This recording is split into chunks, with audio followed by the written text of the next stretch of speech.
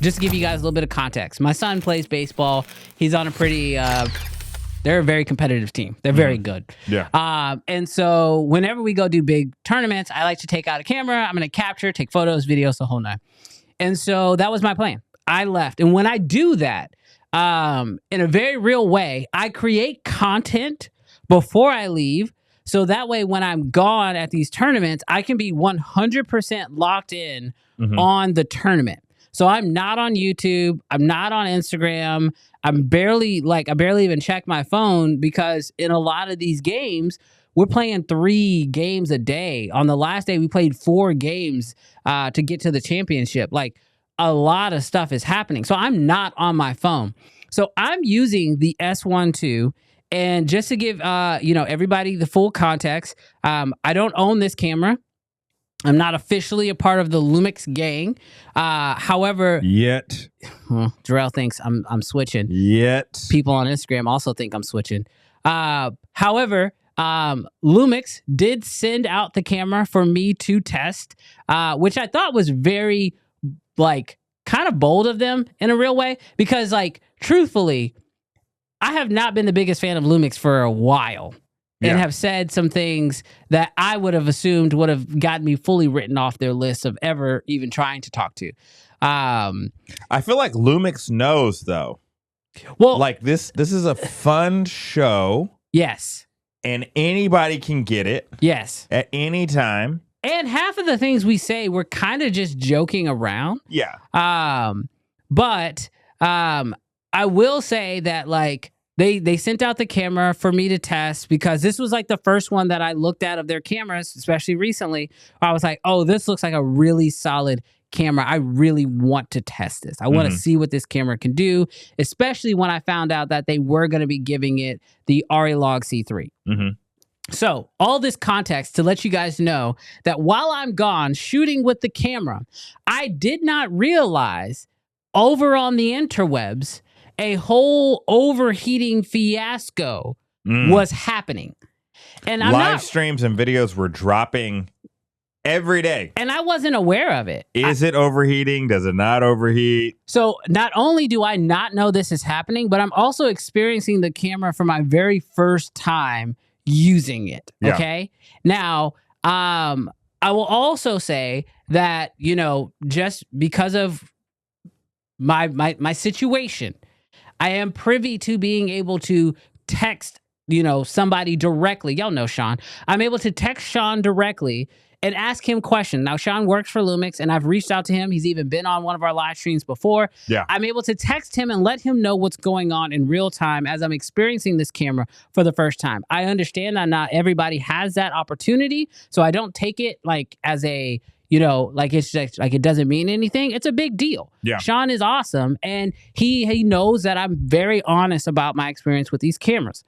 So all this to say, the overheating stuff is going on. I'm shooting with the camera at a baseball tournament, and I'm texting Sean as I'm learning things in real time. Does the camera have this feature? Does the camera not have this feature? So on and so forth. So because I know most people care about the hate, let's talk about the negatives first. Okay. So when it came to the S12, I was using it in a sports environment. One of the first features that I was actually surprised the camera did not have, but I wanted it to have, was pre-record. When it comes to cinema cameras, which I understand a lot of people are going to say, this isn't a cinema camera. This is a hybrid photography camera that people are using for video. And I think you're right, except for the fact that they are clearly leaning in heavy when it comes to the video side of this camera. Oh, absolutely. So with that said, one of the first things I text Sean was like, hey, dude, does this camera not have pre-record? Because I couldn't find it. I was going through the menus. I kind of expected it to have it. It did not have pre-record, which in a lot of situations when you're shooting sports, especially baseball, that really comes in handy a lot. And a lot of cameras do have it. The R6 Mark II has it. That's not a cinema camera. That's a hybrid camera, but it has it. Yeah. Obviously, my Reds have it, and I love that feature in the camera because I don't love just rolling for no reason, especially if nothing's gonna happen. If a kid's gonna strike out and I've been filming for 5 minutes and then nothing happens, it kind of it kind of sucks in a way. Yeah. So I really wish the camera had, pre-record, and it didn't. Do you think, Brandon, that that's a firmware update? Do you feel like hardware is needed for that? Did he talk anything about that? No, but the one thing I would say is that when I've talked to Red, so the OG Komodo had pre-record. Yeah. And it was like 2 seconds.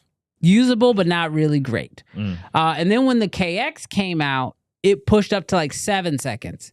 And I was like, oh, can we get a software update to give that to the OG Komodo? And what they told me was that basically the camera has to have a certain amount of internal storage that it's pre-recording to. And then once you press the record button, it then dumps that onto the card as well as everything that you press after you press the record button. So I think it's a hardware limitation, but I don't know for sure. Yeah. I know that some cameras in the past have done pre-recording to your actual card, but because it's writing and deleting during the pre-recording process, that's not like good for your card. Yeah. I'd imagine like cards, like reading and writing. It's got a certain limitation, even though it might be in the thousands. Yeah. But you could be doing that all day. I mean, I was filming all day. So that is one feature that I really wish that the camera had. The other thing that I ran into with the camera, and let's just go ahead and put it out there. Yes, the camera overheated on me. Now, I did not expect, it's been a while since I've had a camera overheat on me. So I did not go into the menus and change anything initially.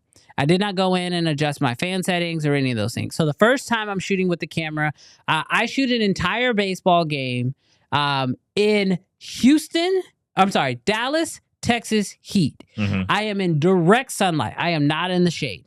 And they're playing on a turf field, which if you guys have any experience playing on a turf field, you'll know turf fields are notoriously hotter than even the outside air. It's normally on average anywhere between like 6 to 10 degrees hotter on turf. And I'm like not on the turf, but I'm right next to it. Yeah.